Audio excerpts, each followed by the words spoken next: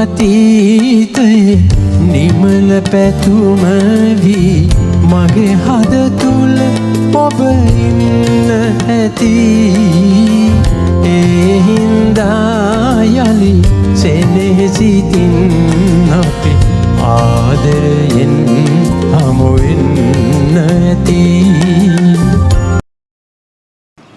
සොඳුරු අතීතයේ නිමල පැතුම වී මගේ හද තුල ඔබ ඉන්න ඇති ඒ හින්දා යලි සෙනෙහසිතින් අපි ආදරයෙන් හමු වෙන්න ඇති. අපි බලමු මේක කොහොමද ඉංග්‍රීසි වලින් කියන්නේ කියලා. You were in my heart as a pure wish from the beautiful past, so we met again in love. මේක චුට්ටක් දිග වැඩි. ඉතින් මේක ලස්සන සින්දුවක්. මම හරිම ආස one of my favorite songs. මේකෙන් අපි පොඩි English word එකක් ඉගෙන ගන්න තමයි අපි මේ හදන්නේ. මේක අපිට තව ඕන තරම් විදි වලින් කියන්න පුළුවන්. මම තව එක example එකක් කියන්න. In the beautiful past, you lived in my heart as a pure desire, so we found each other again in love. Let's learn how to use so correctly in English. අපි අද බලමු so කියන වචනය කොහොමද ඉංග්‍රීසි වලදී හරියට use කරන්න කියලා. So is also a conjunction. We use so to talk about a result or an outcome. අපි මේ so කියන එක use කරන්නේ ගොඩක් වෙලාවට මොකක් හරි ප්‍රතිඵලයක් ගැන කියද්දී. Something happens first, so something happens next.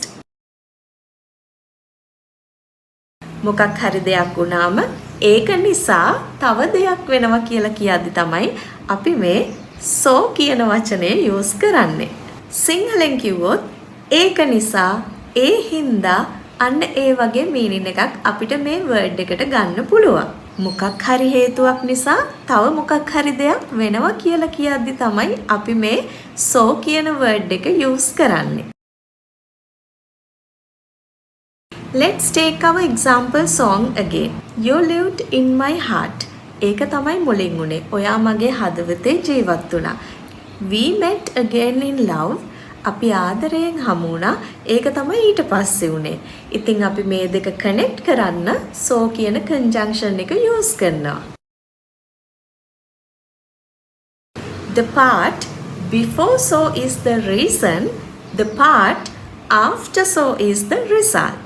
ඒ කියන්නේ so කියන වචනයට කලින් කියන්නේ අපි හේතුව, so කියන වචනයට පස්සේ කියන්නේ අපි ප්‍රතිඵලය. Let's see some more examples. I was hungry, so I ate early. මට බඩගිනි වුණා. ඒක නිසා මම වේලාසනින් කෑවා. ඉතින් ඒක නිසා කියද්දි තමයි අපි මේ so කියන එක use කරේ. She likes English, so she practices every day. ඇය ඉංග්‍රීසි වලට කැමති.